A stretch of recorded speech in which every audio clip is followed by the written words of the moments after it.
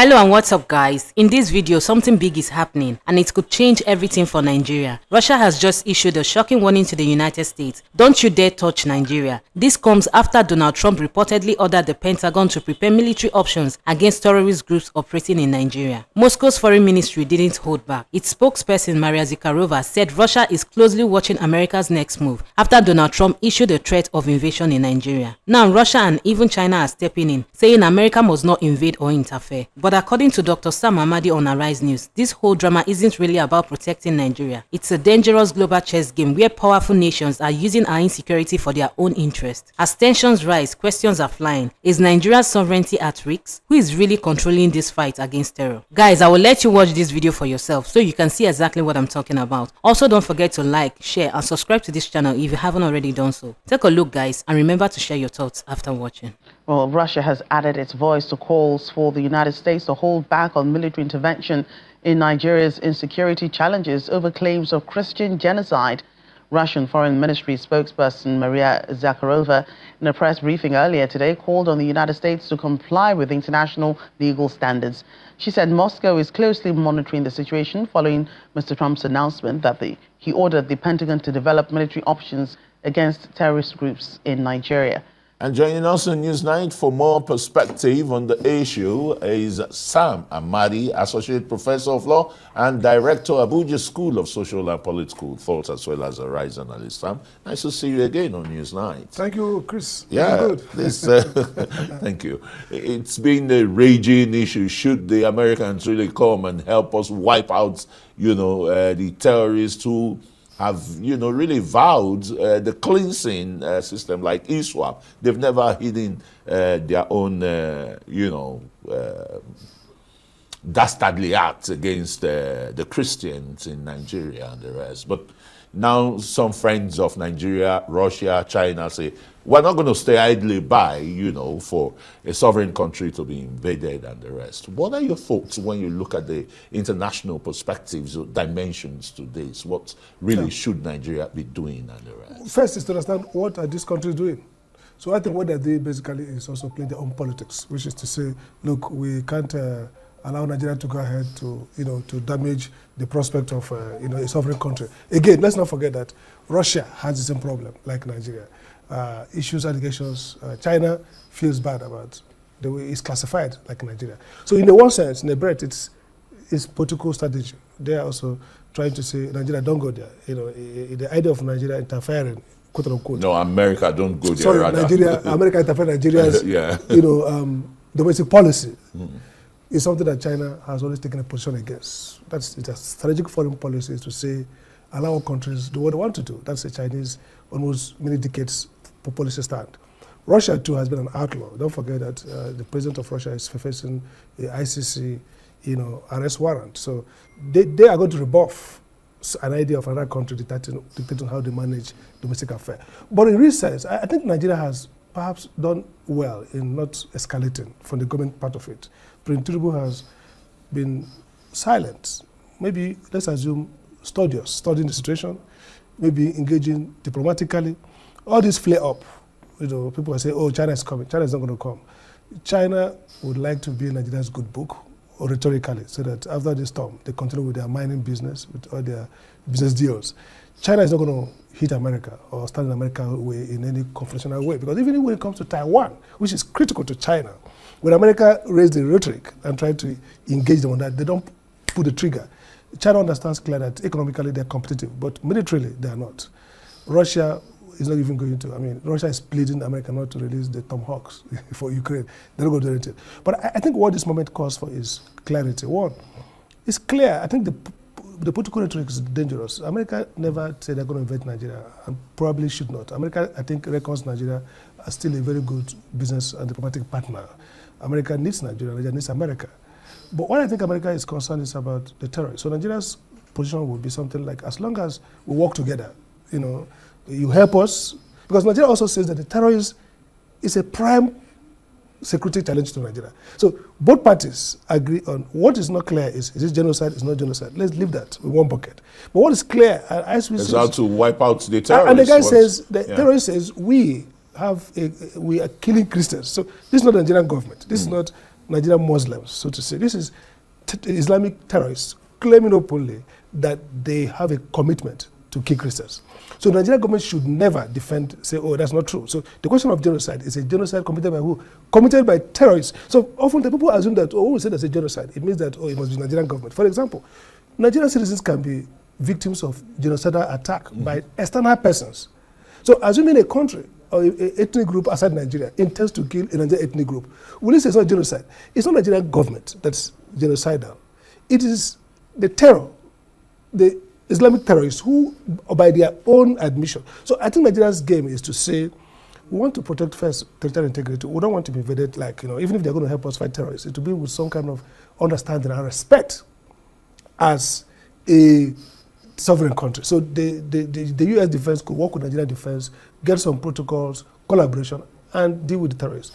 Again, at the level of public diplomacy, I think there has been some damaging statements made by aides and mercenaries here and there and proxies that don't flow from knowledge about international politics. Again, if you look at the human rights instrument, I think there's a provision for what they call the right to protect, which allows all member nations to take action. Yeah. The question is there a egregious violation of international human rights that requires that intervention? Nigeria has actually been part of doing that. I mean, when we talk about ECOWAS trying to go into Liberia and Sierra Leone and the rest. They're not also called us. We say there's something that we have obligation to deal with. So to save mankind.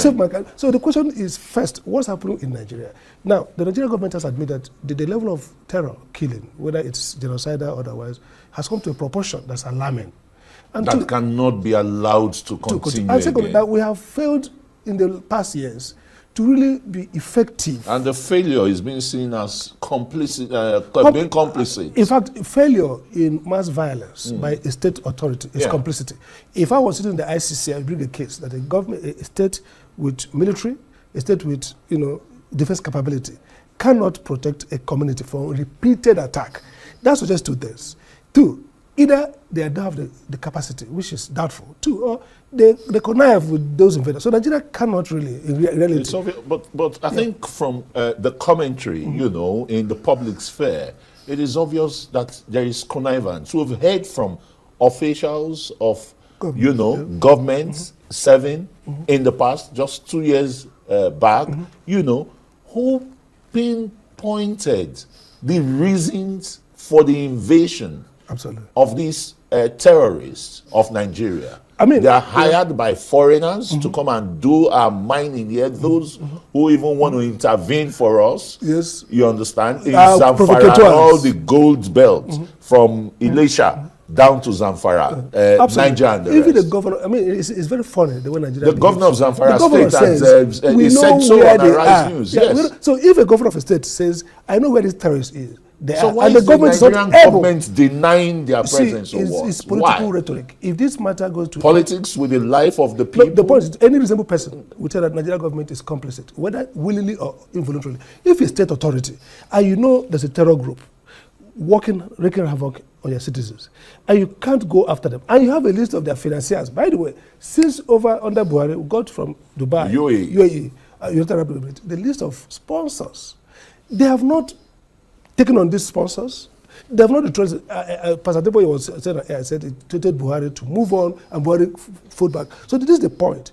The terrorism in Nigeria has a religious and ethnic coloration, in the sense that the religious component disables effective action. And that's why in the literature of social science, we say that Nigeria is what they call weak states. Now, weak states are not just states that don't have the arms. Weak states are weakened by the inability of the state to retrieve itself from contending social forces. So, social interests, a state is captured by one of the contending interests, be it religious, social, or ethnic. That state is weak. So, if you really want to go against bandits, and they are Christians, and you are a state that Christians have captured, then you food drag in going after Christian bandits. If you are a state that has been captured by animists, for example, and the criminal gang you have to deal with are animists, then that state is weak because there's sympathy. And by the way, that's when Jonathan was in power. Some of the high-ranking officials says, we sit in meetings with Boko Haram sympathizers. I mean, that is allowed. A whole Danjuma, who is as fully paid up as anybody institutionally in this country, a former this and that, former defense minister, told you that you shouldn't rely on the Nigerian army, that your own army is compromised. So I think that the reality is that President Tinubu has a great job to do now to sort out this. The difficulties that is towards an election where he seems to be more politically mobilized. Otherwise, this calls for real think, recreating the military. One quick correction I want to make is that the Nigerian army or the Nigerian military is not compromised. They only wait for orders. So, it's they're not as if they don't know. They know what to do. It's not as if they don't know what to do. It's Times without number, Tajir, the kingpin of the terrorists, has been pinpointed severally. You're absolutely correct. And you'll be Nigeria is one of the strongest military in Africa. So the question then is, why not letting them get the job done? It's the political So I think Nigeria should now hunker back from this Trump thing and ask real questions and say, what can we do to improve this fight? How can we get the Americans to help us? How can we strengthen our own military? But the key point, you're right, is that the commander-in-chief, look at the way the American military has changed because of the commander-in-chief.